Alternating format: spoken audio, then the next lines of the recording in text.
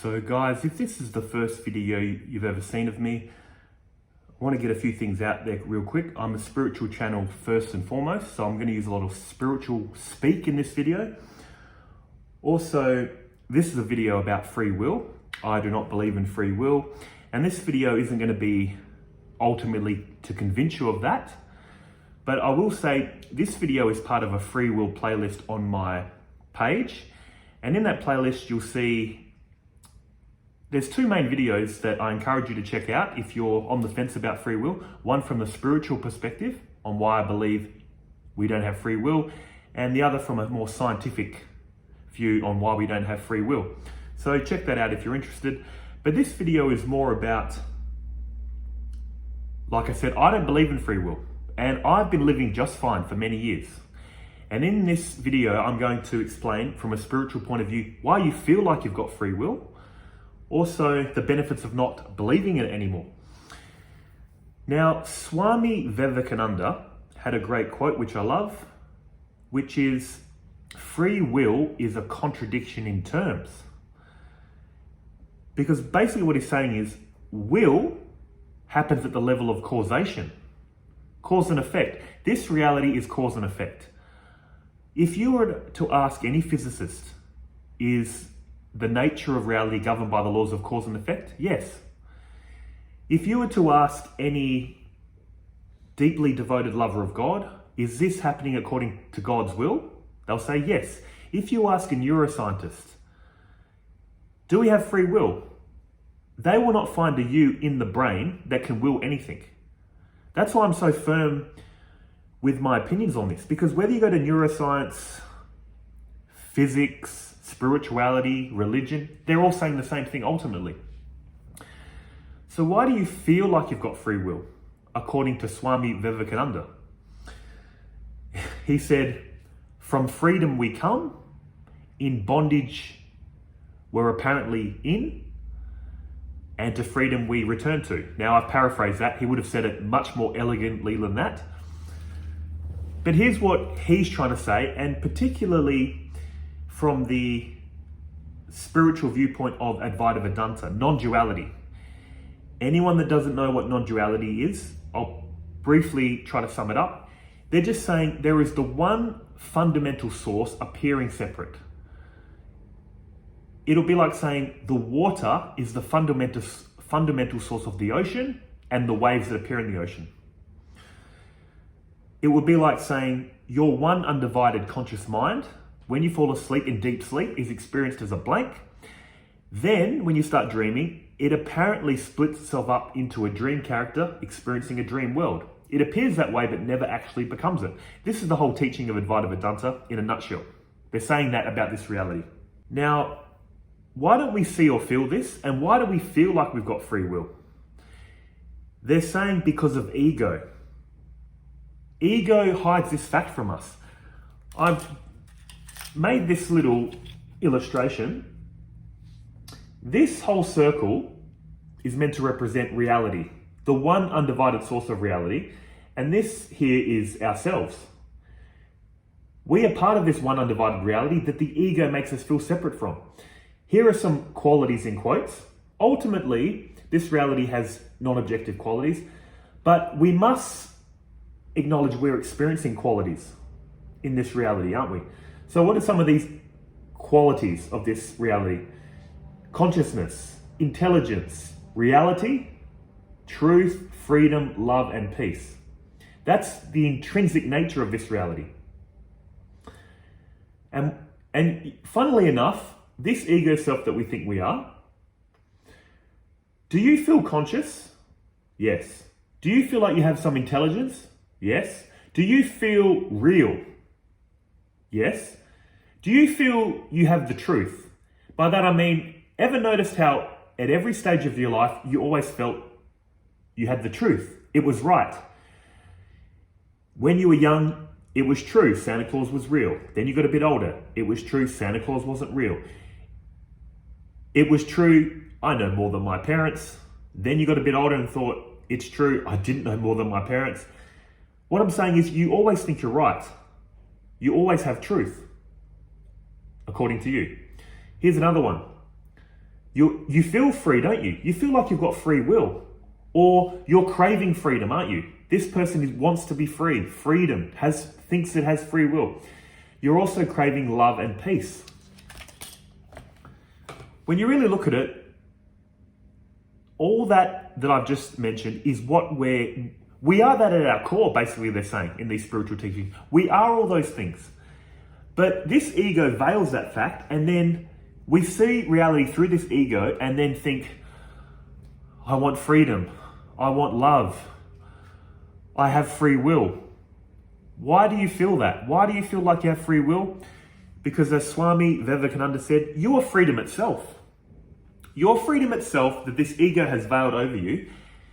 And that's why you have the seeds in you of, I have free will, or I want freedom, because you are freedom. I want love and peace, because you are love and peace. See? But like I said, I'm not going to make this into a video to convince you about free will. Check out my other videos. But I just thought I'd add that in. Because if you ever feel like, why do I feel free? Why do I feel real? Why do I feel like I want love and peace? Because that's the seeds of what you are, that this ego has just veiled over the top of you. It's veiled over the top of you. You're seeing the world through that ego and then believing that the ego is you. That's all that's happening. The ego is your pseudo self, fake self. All these qualities I was describing is your true self. And all spiritual practice is trying to get you to see is the ego is fine. It's required to experience. The ego makes this one undivided reality appear separate, no problem. The only issue we have is when we really believe we're the ego, but we can see through it. It's fine. Totally harmless at that point. But in any case, for the rest of this video, I'm going to talk about what not believing in free will has done for my life. First and foremost, let me ask you a question. When you're watching a movie that you're really into, do you appreciate that person constantly chatting? You know when you're watching it with a friend or a family member and they keep talking during the movie. You're trying to watch, but they keep talking. Come on, it's kind of irritating, isn't it? You're trying to focus. This is what our ego's doing. When you stop believing in free will or see that it's an illusion, you realize life has been, is, and will ever be just life living life. And when you see through this illusion, gradually over time, this egoic voice that keeps talking dies down. Because what does the ego constantly like to talk about? Shoulda, coulda, woulda, judgment, anger, greed, envy. It's always talking. That person shouldn't have done that. I shouldn't have done this. I'm better than them. They're better than me. Who do they think they are? You know what I'm saying? All this egoic chatter is because we feel we have free will, others have free will, we have control, we feel separate. All this is egoic chatter.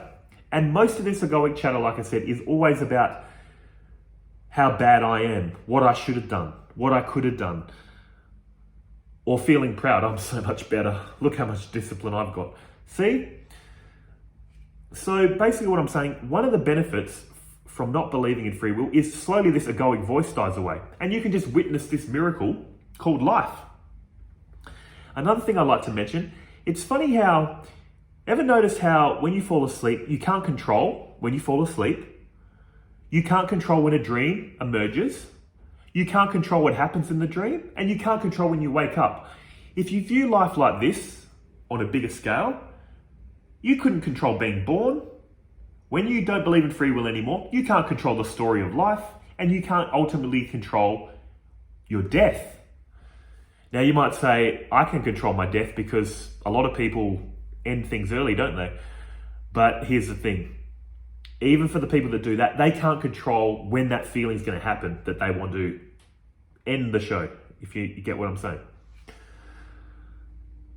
And here's another thing, guys, regarding sleep, or regarding reality in general. We go through 3 states: waking state, dream state, deep sleep. Out of those 3 states, what is the most peaceful? Deep sleep. Why is deep sleep so peaceful? Because there's no feeling of doership. You don't feel like there's a self in deep sleep, which means you don't feel like you're doing anything. All this suffering comes from feeling I'm living life. I'm making decisions. I made the wrong decision. Oh, I made the right decision, I'm better. See, all this ownership and control is in the waking state first and foremost, a bit in the dream state, but not in deep sleep. The only reason I'm mentioning this is because what is found in deep sleep is found here as well. There is no sense of doership, ownership in deep sleep, which is why it's peaceful. Once you realize free will is an illusion, you realize there is no doership or ownership here in the waking state either. Once you see through the illusion of identity and free will, you're at peace. You can relax. Life is just living life. And if our ego takes these teachings, it starts thinking, what, this person is just meant to sit here, lay in bed all day and just watch life happen? No, this person is part of this reality, isn't it? Once you truly see free will is an illusion, once you truly see your true self does nothing, you realize that includes this person. This person is part of this reality. This person is living a life. This person is operating under the sway of causation. Everything you do is governed by your wants. You want to eat this. You want to date that person. You don't want to get in shape. You don't want to meditate, or you do want to meditate, or you do want to get in shape. This reality is governed by your wants. This body-mind complex is governed by your wants. This brain is making so many decisions. It's an intelligent machine, this brain, taking in all your past experiences, all your knowledge, all your feelings in the moment, and coming to a decision. And that's another thing I've noticed. People, I think I can see what's happening. I do not deny you have freedom of choice. I think that's what people are getting caught up in. I think when they hear you don't have free will, it's like, just say, you said, I don't want to drink alcohol anymore. I think what they feel like I'm saying is, or anyone that doesn't believe in free will is saying is, it's like your arm is going for the bottle and you're like, no, don't drink the alcohol. And some force inside of you lifting the bottle to your lips. You know what I'm saying? They feel like, no, I can freely say I don't want to drink, or I do want to drink. And I agree with you. I'm not denying you have freedom of choice. You're free. Pick up a menu. You're free, totally. Go on dates. You're free to date whoever you want. You're free to go to any job you want. Free to buy whatever car you want. But there's the word I keep mentioning, want. You can't control your wants. You're free to choose, but they're limited by your wants. Also limited by your knowledge. You can't freely choose something you don't know about. You can't freely choose to be a whiz at investing if you don't know all the investing options. You're limited by your knowledge. You're limited by your wants. And like I said, check out my other videos for more detailed explanations. But that's what I'm saying, guys. Don't worry, you're free to choose. I'm not denying that. But just realize your freedom of choice is governed by your wants. You're only ever going to choose what you want, and you can't control your wants. Just like you can't freely choose who you love. You love people or you don't. You can't force yourself to love them or not love them. And guys, spirituality talks about operating from the root of love. And once you see through this illusion, you will operate from the root of love. Because you realize, if I don't have free will, if I'm just responding to my programming and conditioning, what's true of me is true of everyone else. And when that happens, you will be in a state of operating from the root of love, which is understanding, compassion, acceptance. Why would you do that? Because it's common sense at that point. If I can't control what I'm doing and saying ultimately, because I'm governed by my wants, which I can't control, that's the same with everyone else. This doesn't mean you've got to go around hugging everyone, being their best friend. Operating from the root of love, all it means is going, I'm not going to judge them. I'm not going to hate them. I'm not going to resent them. Just like you wouldn't with animals. I don't hate snakes. I don't hate tigers, lions, bears. But they're programmed to cause harm to us. So I stay away from them. There's people out there programmed to do the wrong thing through conditioning or whatever's happened. So I stay away from them. And they need to be locked up. That's another thing. This whole reality is built around the feeling of free will. And that's fine. It's all right to feel like we've got free will. That's the rules of this game. Just because you see it's an illusion doesn't mean the illusion stops. When I was a kid, I thought the sun was setting. Then I was told it's not the sun setting, it's just the earth tilting backwards. When I go to see the sunset, I don't say, let's go watch the earth tilting backwards to my partner. No, we go and say, let's go watch the sunset. It's the same with this reality. You can see through the illusion, but still operate under the illusion. I've seen through the illusion of identity. I've seen through the illusion of free will, but I still talk like a normal person. I say, I'm doing this, I'm doing that. You should have done this, you should have done that. The only difference is you don't believe it anymore. It's like you've gone from a method actor, where you really believe the role, like an Al Pacino, very good method actor, to a B-grade actor. You know when you've done a little bit of acting in high school and you're trying to say the lines but you forget them? You're not very convincing. That's all spirituality is trying to do for us. You don't need to get all weird. I'm sorry, Neo Advaita. To be honest, I watch a lot of them now just for entertainment. Because, oh man, some of them, it's like a comedy routine, how they're talking. There's no one here, nothing to do. But didn't you say that? No, there's no one here saying anything. It's like weird. Don't talk weird. Or don't look at everyone with a blank look like you're trying to be mysterious. Look, I'm sorry. I really hate criticizing, but it's weird to me. It doesn't give me the vibe of love or spiritual awakening. I'm sorry. That's just how I feel. And you can't debate your feelings. And just say traditional Advaita Vedanta, all they're trying to get you to see is through the illusion of identity and control, that there is the one essence appearing separate. That's all you need to know intuitively. But on the level of appearance, I remember a monk saying this. How funny is this? He goes, after enlightenment, don't be weird. Continue to talk like everyone else. Even monks are saying this. You don't have to present this weird, mystical, mysterious act.